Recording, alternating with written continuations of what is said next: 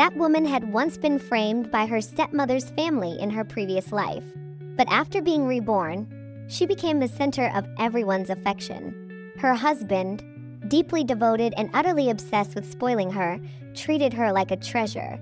Her sister-in-law's family showered her with warmth whenever they saw her. Even the notoriously difficult mother-in-law once said, "Why don't I just give you all my property?" However, before all this happiness, Piriai's past life had ended in tragedy. She was once just an ordinary count's daughter, nothing extraordinary or notable. But everything changed when she lost her parents.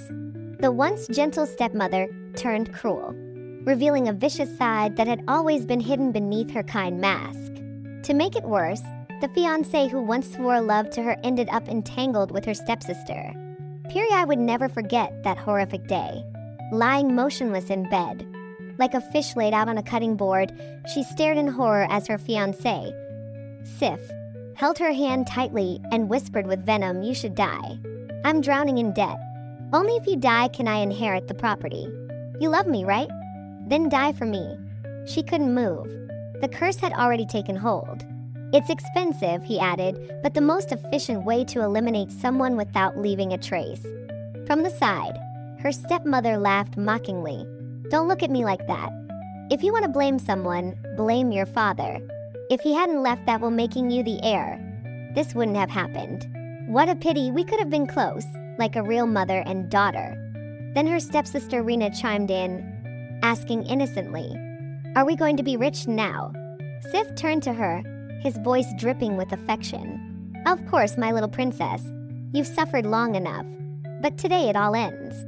Piriai's eyes, filled with rage, locked onto Rina, who smirked and said coldly, "You didn't really think Sif was your husband, did you? He only married you because I asked him to. He's been waiting for you to die." Speech balloon. This scene is especially disturbing. Everyone she trusted was part of a cruel charade. The emotional betrayal here is just as devastating as the physical one.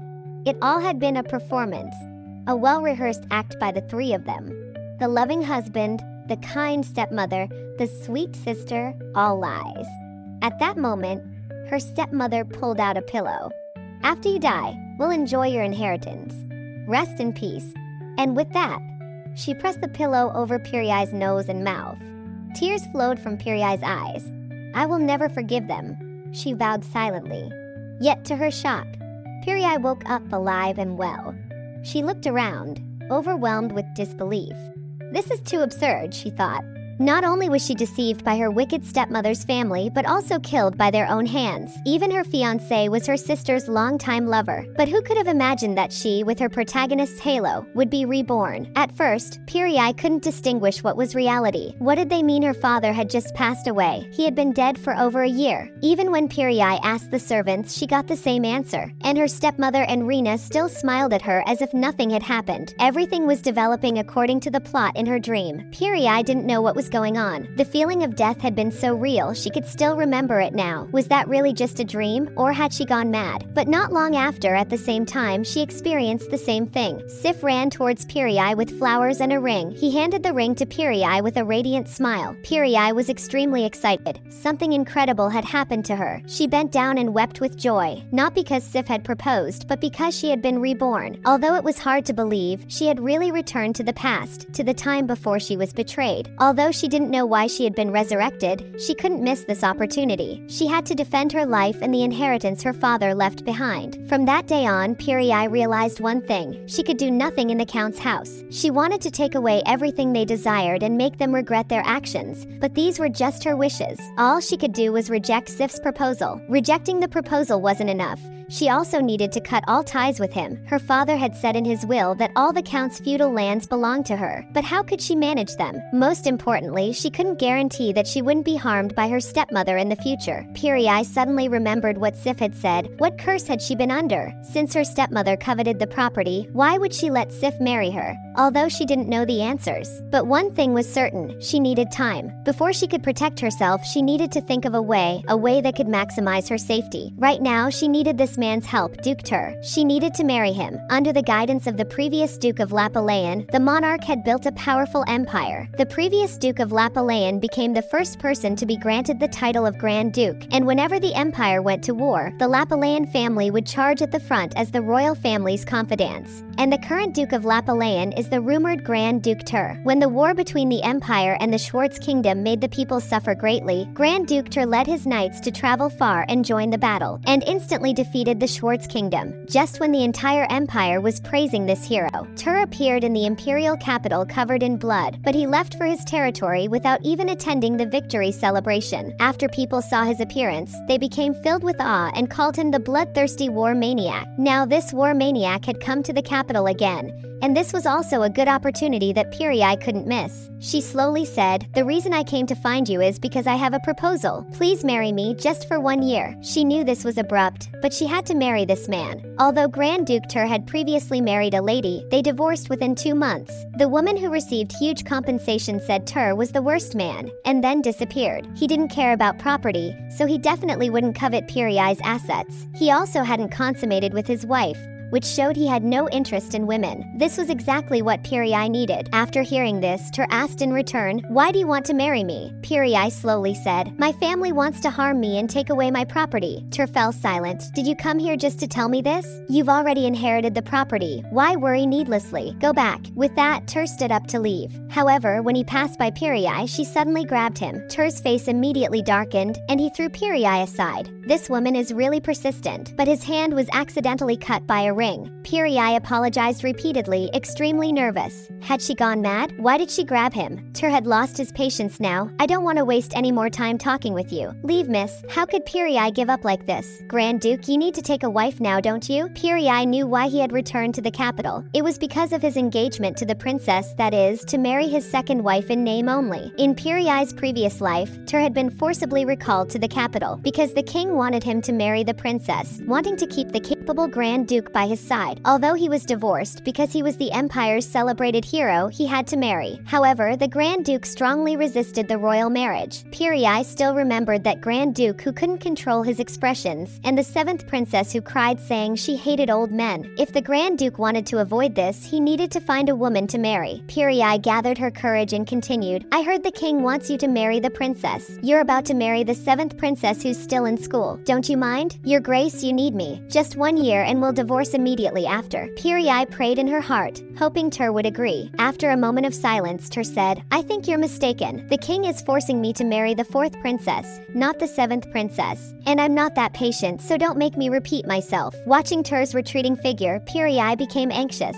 What should she do? But the more anxious she became, the dizzier she felt. Then her vision blurred and she collapsed. Her eyes were full of tears, feeling very uncomfortable. This feeling was somewhat familiar. It was exactly like when she was killed by her stepmother and the others. Was she going to die again? Night fell and there was a huge thunderstorm tonight. 2 men were digging a hole. Someone else had died so young and yet lost their life. How pitiful. However, in the next second, a black shadow emerged from the hole. The men screamed in terror, shouting that it was a witch. And at this moment, Pirai in the hole looked at her hands. What was going on? Pirai sat in the mud hole, unable to process what was happening. No matter how hard she thought, she couldn't figure out what was going on. Had she been buried alive? Meanwhile, the 2 men ran screaming to find her. She's been resurrected. After a flash of lightning, she gained new life. She's a witch. Upon hearing this news, Tur immediately came to the mud hole. He looked down at Pirai from above. This woman really hadn't died. How was this possible? While Pirai trembled with fear, Tur had tried to kill her. Although she knew Tur was bloodthirsty, she never thought he would be this crazy. Tur muttered, "This is really strange. Why didn't you die?" Then he extended his hand, wanting to pull Pirai up. "If you don't want to be really buried alive, come out of that hole first." Pirai was confused again. Hadn't Tur intended to kill her? After calming down, Pirai understood that she had been too hasty. She had made a mistake from the moment she sought out Tur based on her past memories. Why was she experiencing these things? And she had been buried alive. This was too much. Pirai slowly spoke.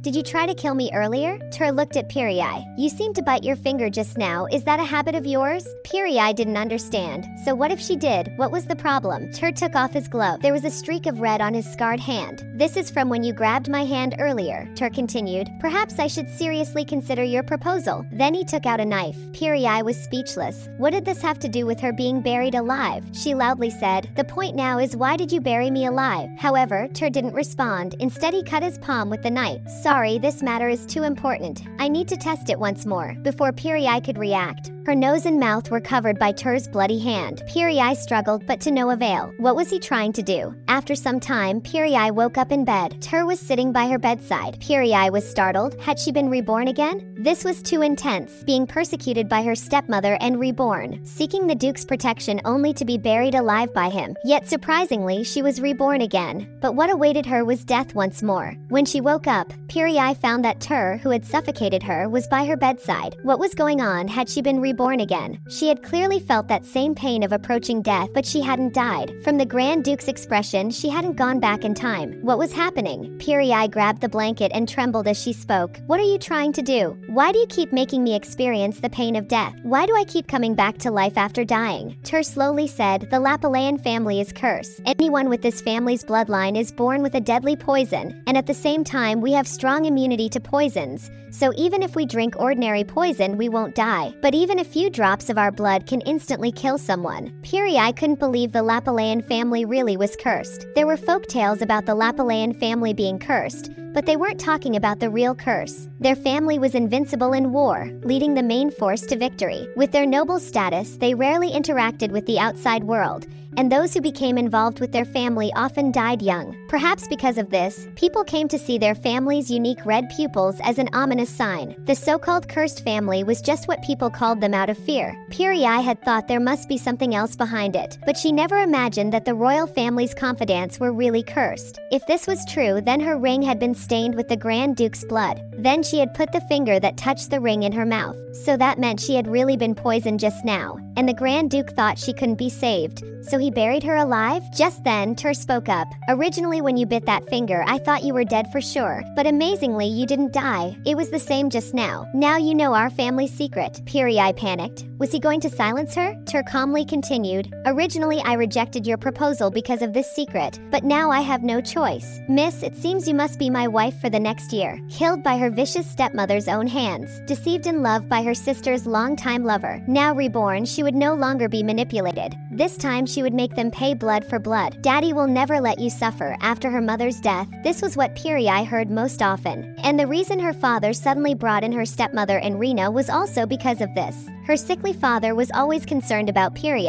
and now the grown-up Piri was going to marry the man people called a war maniac. Just then, her enemies arrived. Her stepmother gently said, "You seem to come here often lately. How have you considered my suggestion? After all, it's too hard for you to manage the Count's mansion alone. Why don't you find a proxy to help you manage it first? Your emotions haven't settled yet, and Mom really can't bear to see you struggling alone." Piri knew perfectly well in her heart that after finding a proxy, they would send her on her way. Now things were developing exactly the same as before. Piri handed the envelope in her hand to her stepmother. After they looked at it, their faces were filled with panic. Piri smiled and said, "That's right. I've decided to marry the Grand Duke of Lapalayan. So now we're breaking up, Sif." Rina became anxious and shouted, "Sister, why have you suddenly become like this? The person you love is Sir Sif." Sif also pleaded from the side, "Did I do something wrong?"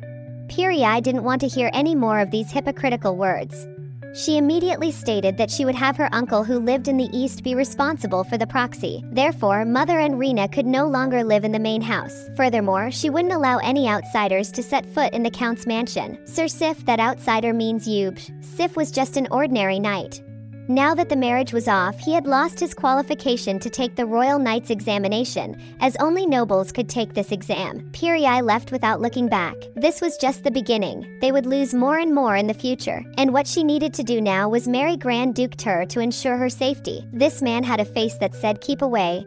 But who knew he would turn out to be a wife-obsessed maniac after marriage? This was Piri and the Grand Duke's contract marriage. Although they had a contract marriage, they announced to others that they fell in love at first sight, that they were destined lovers, although no one would believe it. In the coming year, Piri's personal safety would be guaranteed, and Ter would investigate Piri's body that was immune to the curse. Just as Piri had said at the beginning, Ter's marriage to her should be able to temporarily deal with his marriage arrangement with the royal family.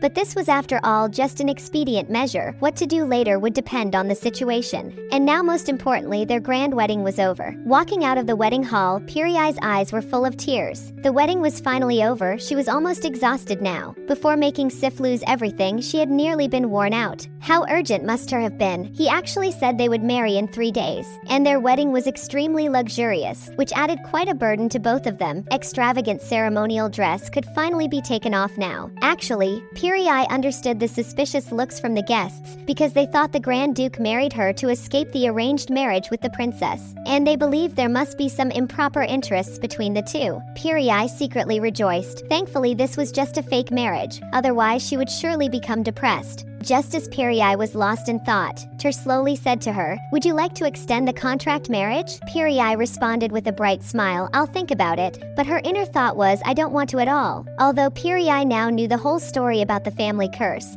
living with this guy for more than a year would surely kill her. Moreover, she had a question to ask her now. On the day Piri died, she heard Sif mention a curse, and she died because of that curse. When she was affected by the Lapalayan family's curse, she felt the same pain. Could these two curses be the same? After organizing her thoughts, Piri asked, "Does your family sell blood as poison? I died once before, right? That feeling was the same as being affected by your family's curse." After saying this, Piri felt it was nonsensical. She thought better of it and walked away alone. How could such a large family do something like that? Ter caught up to her in a few quick steps. Just as they were leaving, they actually saw the princess. The fourth princess of the empire stood before them with angry eyes. Even though he was as noble as he was, her fiancé had been stolen by another woman. She was Princess Leah, the fourth princess. This tragic princess was born sickly and had been bedridden for years, with only death awaiting her. Although Piri didn't know what changes had occurred in the past, it seemed now that, as everyone said, she had recovered from her illness and regained her health. But why did she just call the Grand Duke Duke? Although the Lapalayan family's elevation from Duke to Grand Duke happened less than a few decades ago, he was a Grand Duke now. Ter stepped forward and bowed. "Princess, why have you come here?" Leah gripped her umbrella tightly. "Duke, are you really going to abandon me and marry another woman? Do you think anyone could love you more than I do?" Piri was stunned. At first, she thought it was just an arranged marriage by the king's whim, but she never expected this was the princess's own wish. "But Ter, you should control your cold expression a bit." At this moment, Leah was almost hysterical. "I can't live without you, you are my man." Piri covered her mouth in disbelief. Did the princess love her this much? Leah now noticed Piri and asked through gritted teeth, "Why are you here? You shouldn't be here." Looking at Leah approaching step by step, Piri was already panicked. Just then a voice came, "My goodness, what's going on here?" She bowed to the princess and continued, "By the way, more and more people are gathering to watch, Princess. Don't you mind people seeing you in this state?" The situation was becoming more and more awkward, with more onlookers gathering. Faced with this sharp-tongued woman, Leah was speechless, and Ter also spoke up to break the awkwardness, saying he and Piri would take their leave. Watching Ter's retreating figure, Leah spoke ominously, "Remember this. If it weren't for you, I wouldn't want to live. And you'll know in the future that I'm the one you need, because if we two aren't together, neither of us will be happy." Piri turned back to look at Leah. She really didn't know the princess loved her this much. Although she didn't know what had happened between them, "Princess, you just need to wait one more year." This woman had bright red hair, and her sharp gaze gave off an incredibly arrogant aura. Piri was terrified, but she still politely opened her mouth to thank her for her help. Ter slowly said at this time, "This is my sister." The woman also spoke up, "Hello, I'm Xia. I heard our family's curse doesn't work on you, so why did you marry Ter?" Ter coldly said, "Didn't I say we fell in love at first sight?" Xia's gaze also turned cold. "Do you think I would believe that? If you're going to lie to me, at least make the lie sound more convincing. Everyone in the empire knows you're getting married because you want to escape the king's forced marriage. Did you have to make it so obvious? I see you're afraid the social circle doesn't know your true purpose. Isn't this just telling the king I just married randomly because you kept pushing me? Are you satisfied now? You're only making our family become a laughingstock." The carriage was now completely silent. Piri just hoped Ter would say something. He was now like a fish caught in a fire at the city gate. In this oppressive atmosphere, Piri noticed that people in their family all dressed very heavily. They must be very hot. These clothes looked too stuffy. Piri decided to open the window for some air. However, the carriage jolted, and she accidentally bumped into Ter's handsome face. Seeing Ter's embarrassed look, Xia burst out laughing. Now she suddenly found that Ter's current wife was quite interesting. Although it cost Ter's face, the atmosphere had eased. But surely not everyone in the Lapalayan family would be this frightening? With an anxious heart, she arrived at with the Lapalayan family's territory. Just then the coachman told them they had reached the mansion, but there was a commotion up ahead, so they couldn't go in yet. Ter slowly said at this time, so Urs has returned. Piri knew this person, he was the heir of the Lapalayan family. But when she looked more carefully, Piri's brows furrowed. How could this person be here? This woman had just finished her wedding. On her way home, she was intercepted by her former lover. Sif was shouting loudly, Piri, I know you're in there, just meet me once. Urs was very angry. I've told you, this is not a place for ordinary knights like you. But how could Sif give up? He kept shouting to himself, thinking Piri would come out. Urs frowned, then angrily drew the sword from the guard beside him. An ordinary knight like you has no right to come to this place. Since you want to die, I'll grant your wish. You have insulted the Lapalayan family. This is the punishment you deserve. Just as the sword was about to fall, Urs's hand was caught. Ter had arrived, and Sif was now overjoyed because he saw Piri.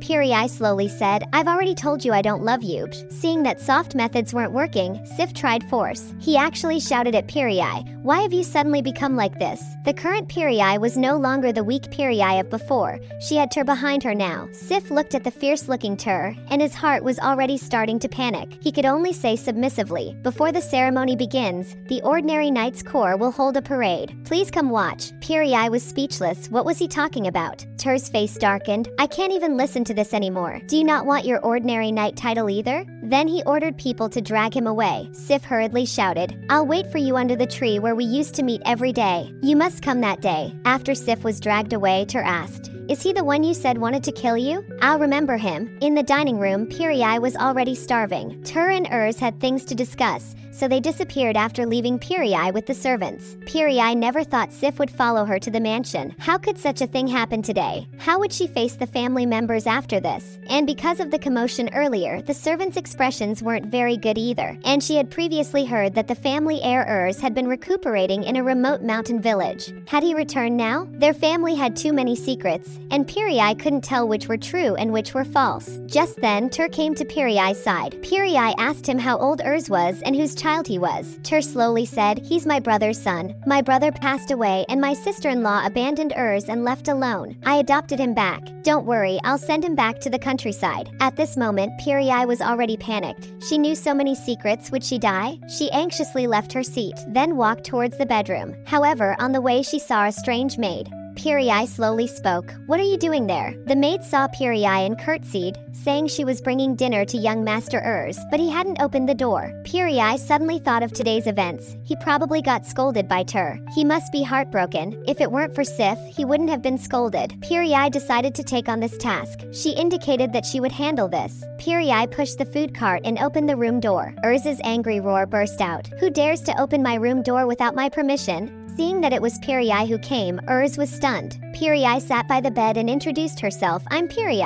Urs's face darkened. You're doing this to please the Grand Duke, right? It seems today's incident made you feel very guilty. If it were me, I would have died of shame and wouldn't come in at all. Don't bother me anymore, please leave. Just then Piri put her hand on Urs's face. Have you been crying? Urs, whose secret had been exposed, immediately blushed. He pulled Piri and pushed her out. Please stop caring about me. With that, he closed the door. Just then the maid came forward and said, Grand Duke's wife, tonight you and the Grand Duke will consummate your marriage. We have prepared the bath water. Please bathe and change. Piri was stunned. She had actually forgotten about this. But she had a contract marriage with Ter, and Ter wasn't interested in women, so it should be fine, right? Just as Piri was lost in thought, Ter opened the door. Piri hurriedly said she would sleep somewhere else. After saying this, she rushed to leave. However, she hadn't taken a few steps when she was called back. Where are you going? If you sleep in the guest room, what's the point of our marriage? If rumors spread that we've consummated our marriage, it will dispel outside doubts. After our contract ends, I just need to act like I miss you. Then the king won't force me to marry. So during our marriage period, we must sleep in the same room. Don't worry, I won't touch you. And so, Pearl lay down on the bed. Although her body was tired, she just couldn't fall asleep. Just then, Tel slowly said, Are you asleep? My sister seems quite pleased with you. Originally, the title of Grand Duke belonged to her, but due to a curse, she lost all her family members and fell into madness. At that time, she was unable to work normally. Fortunately, she has now emerged from the darkness.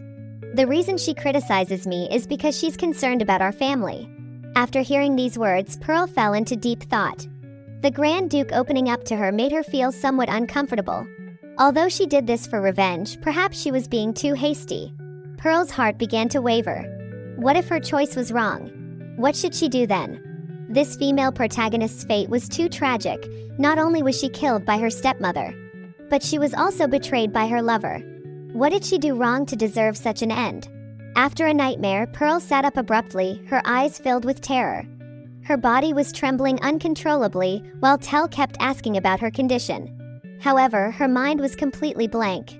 Just then, a woman burst in. But the scene before her made her freeze. Pearl was currently nestled in Tell's arms, looking to anyone like a sweet newlywed couple. Pearl was dumbfounded. What was this situation? How did she end up in Tell's arms, and why were they being watched? Even when sitting on the chair, Pearl hadn't recovered. It seemed all she could do was cause trouble. And this lady beside her, why did she keep shouting at the Grand Duke, going on about how he got married without permission? Tell impatiently commanded, Martin, go prepare a carriage. Urs will return to the villa to Dage. Urs panicked. She didn't want to go back, so she pleaded, can I stay here? I promise I'll behave. I didn't mean to take down that night yesterday. I was just too angry. Tell slammed the table as he stood up. I've already told you that if you get hurt, our family's secret will be discovered. If you truly regret it, then go back. Urs asked, if you're going to send me away to the villa, why did you adopt me in the first place? I don't want to stay there alone. Pearl couldn't bear to watch anymore. She muttered softly, this child hasn't eaten properly today. Can't we discuss this after dinner? Tell looked stern. It's better for her to return quickly. Besides, this isn't something you need to worry about. After he left, the woman who had burst into the room earlier introduced herself. I apologize, Lady Grand Duchess, for not introducing myself earlier. I am the steward, Biha. She said this with a kindly smile. Pearl blushed and somehow felt increasingly at ease. Then she walked through the mansion with Biha. Listening to her introduction, Pearl asked inappropriately, does the Grand Duke dislike Urs? Biha spoke slowly. The Grand Duke is just worried about the young master. The toxins in Urs's blood are more potent. He's still young and the toxins cause great suffering depending on his physical condition. When the young master isn't feeling well, the toxins in his body cause him great pain. So to let him rest peacefully, His Grace sent him to the villa. You needn't worry too much. His Grace is actually caring for the young master in his own way. But Pearl still found it strange. If the Grand Duke likes Urs, why does he act like he dislikes him? Urs is under such great pressure because of this. Why doesn't the Grand Duke explain clearly? While Pearl was lost in thought, a sudden noise came from nearby. As soon as she entered the door, her head was struck. Just moments ago, Pearl had heard a loud crash. The maid said the young master was having a tantrum. Despite their warnings, Pearl went to Urs's room, which led to her being struck just now. Urs panicked. Why are you here? Do you look down on me too? After saying this, he crawled under the covers in distress, refusing to meet Pearl's eyes. Pearl remained silent, carefully observing the messy room. Pearl sat beside Urs, gently stroking his head. I don't look down on you. Let me bandage your wounds and then I'll leave, all right? However, Urs pushed Pearl away, shouting that he didn't need help. But when he emerged from under the covers, he saw the wound on Pearl's forehead that he had just caused. Urs became anxious, quickly apologizing and begging Pearl not to tell Tell, saying he would surely be thrown out if Tell knew. But how could Pearl blame him? She repeatedly assured him that she wouldn't tell anyone. Then she gently bandaged Urs's wounds. Although wounds would eventually heal, Urs's condition was very abnormal. His reaction earlier was strange. It was as if the world would end if Tell found out about this. The two of them really needed to have a good talk. Pearl felt she should help mediate between them. Pearl told Urs that if he didn't want to return to the villa, he should try to convince Tell and she would help him. Urs asked, why do you want to help me? Is it because you see that I can't do anything and feel sorry for me? If you're doing this just to please the Grand Duke, I advise you to stop. Because in his eyes I'm worthless, you'd just be wasting your effort. Pearl asked in return, did the Grand Duke say that? Urs deflated, does that even need to be said? Everyone in the household knows, how could I not know? However, Pearl reached out and pinched Urs's cute cheeks. Thanks to you, that annoying knight disappeared from my sight yesterday. Isn't that your achievement? Even if others deny you, don't always deny yourself. Actually, until yesterday I was like you, constantly doubting myself. But seeing you now has suddenly made me realize I think I should change this way of thinking. If you're hurting yourself because of this, then you're not allowed to do such foolish things anymore. Because self-harm doesn't do any good. As for the villa matter, talk to the Grand Duke properly when he returns. Urs saw the wound on Pearl's head. He carefully touched it. She's bleeding. Pearl only then realized why it had hurt so much earlier, but said it wasn't serious. Disagreed. How could such a serious injury be nothing? Anxiously, he quickly wiped away the blood from Pearl's forehead, as if this would help her heal faster. Feeling Urz's concern, Pearl smiled with understanding. This made Urz feel even more guilty. He said carefully, "Don't you know how terrifying my blood is?" However, Pearl had already tried Tel's blood, and said she would be fine even if she drank Urz's blood. Suddenly Pearl noticed that Urz's wounds hadn't been bandaged. Just as Urz was about to ask Pearl what she meant, blood began flowing from Pearl's nose uncontrollably. Intense pain caused Pearl to collapse to the ground. Why was this happening? She hadn't drunk Urz's blood. Could the blood have entered her body through the wound? But even when she drank Tel's blood, she had never felt this much pain. Why was she feeling so terrible now? Pearl told herself not to faint or it would frighten Urz. However, when the intense pain struck, she could no longer hold on and lost consciousness. When she woke up again, she was lying in bed. Tel saw she was awake and quickly asked about her condition. Pearl said she was fine now. She recalled the scene before she fainted. Surely it was the toxins in Urz's blood at work. His blood carried stronger toxins. But fortunately, she had revived again. But Urz couldn't believe it. Everyone who came into contact with their family's inherited blood would die. Tel spoke calmly at this point. "Didn't I tell you she wouldn't die? Although I don't know why, our family's blood really doesn't affect her." Pearl was worried about Urz, who must be feeling terrible after being so frightened and then scolded. However, Tel wasn't done scolding just Urz. "Even if the blood doesn't affect you, you shouldn't be so careless." Pearl could only bow her head and apologize, admitting she had indeed been too careless. Then Tel coldly looked at Urz again. "Now do you understand? Your actions could kill someone." A woman had experienced death 3 times but miraculously came back to life each time. Pearl was confused. Was she immortal now? Facing Tel's lecture, Pearl lowered her head and apologized, saying she would be more careful in the future. And Urz, still being a child after all, was already in tears. Tel turned around wanting to say something, but was struck silent seeing Urz in this state. Urz said between sobs, "I'll go back. Your Grace is right, I was really thoughtless. Lady Grand Duchess, I'm sorry." After saying this, he pitifully wiped his tears. He turned, preparing to leave. Pearl watched Urz's retreating figure, engaged in an intense internal struggle. Originally as an outsider, she shouldn't interfere in this family's private matters. But why did she instinctively reach out and stop Urz? Urz turned back in surprise. "What are you doing?"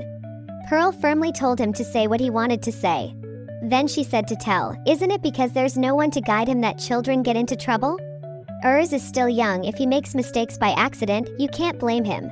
If you want to blame someone, blame the Grand Duke who hasn't properly guided him."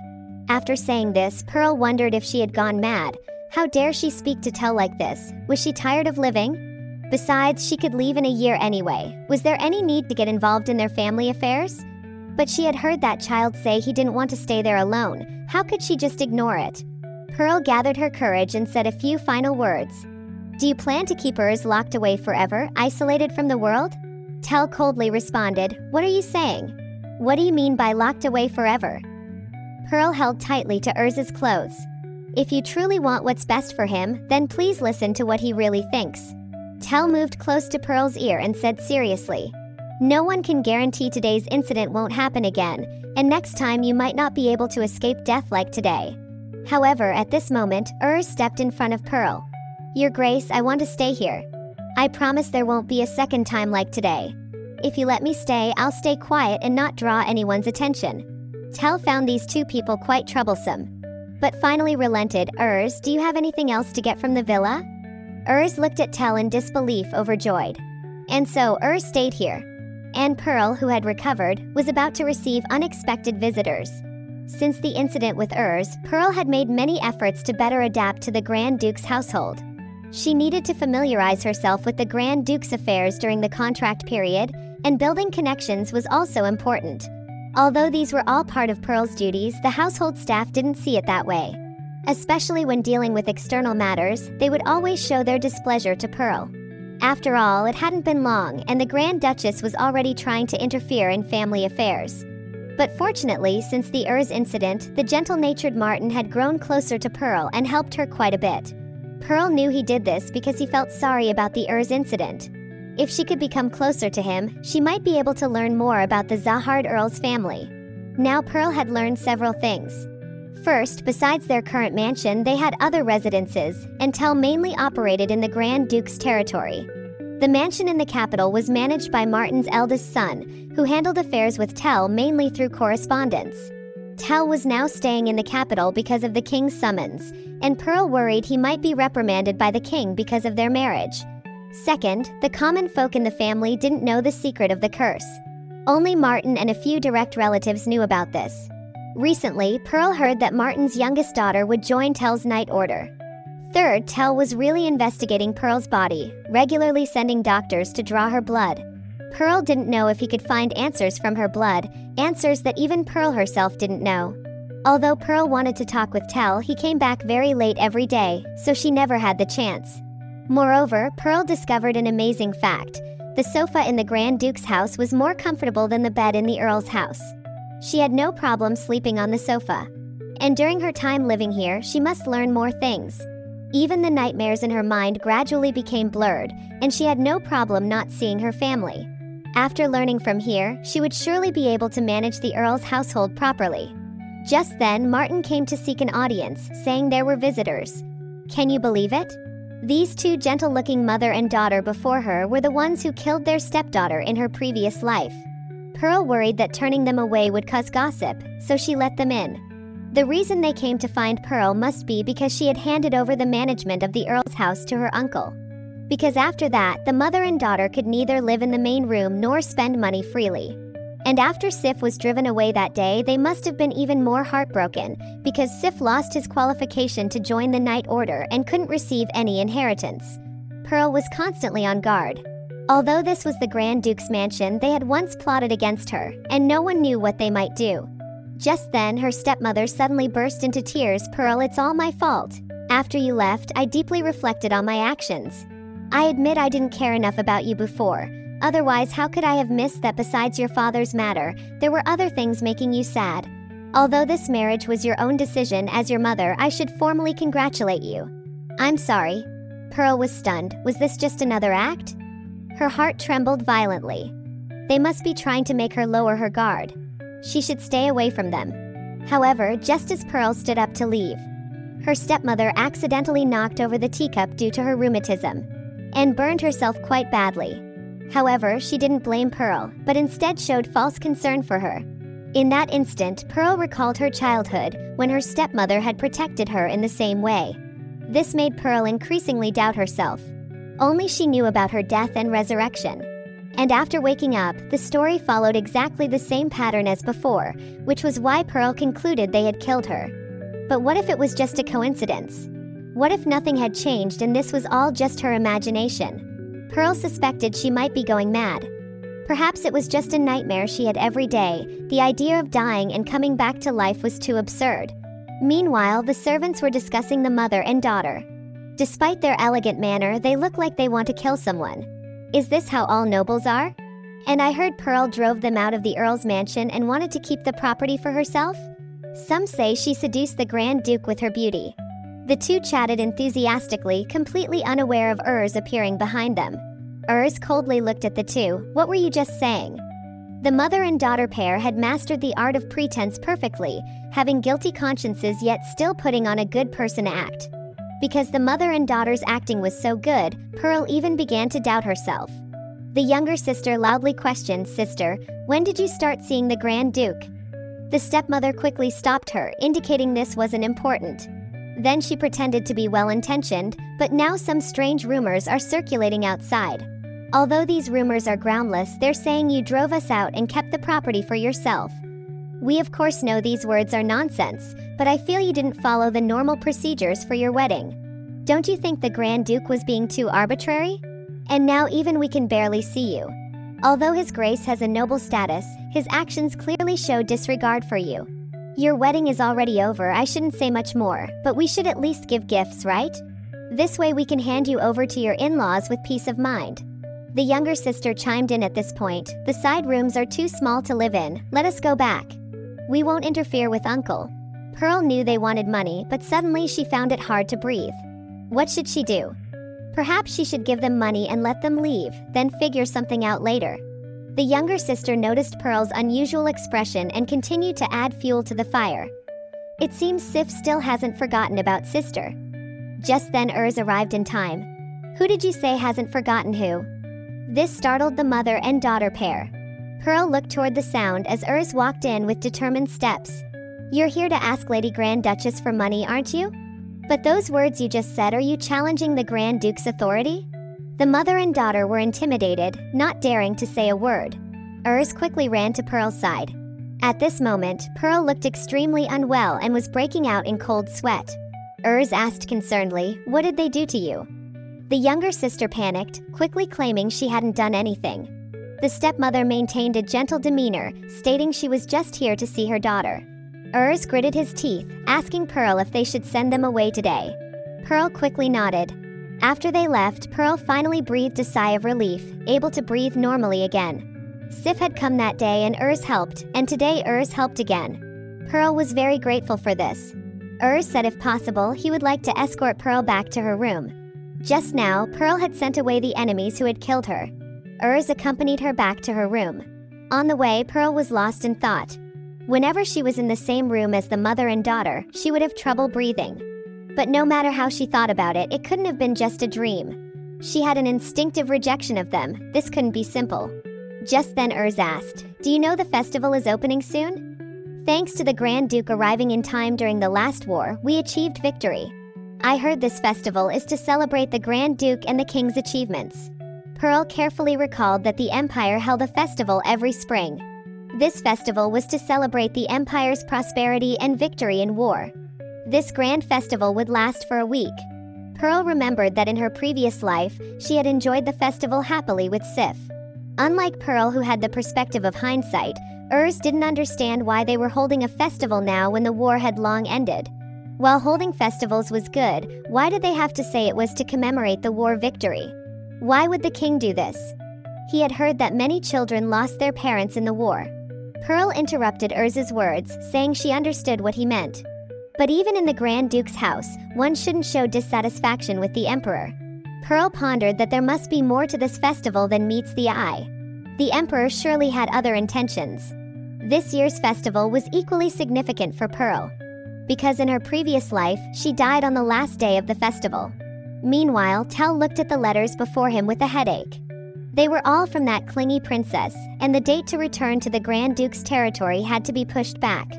They would have to wait until after the festival to return, because the king wanted to root out all problems. Just then Tell asked, how is Pearl doing lately? Martin was very surprised after hearing this. It was unexpected that the Grand Duke would care about someone.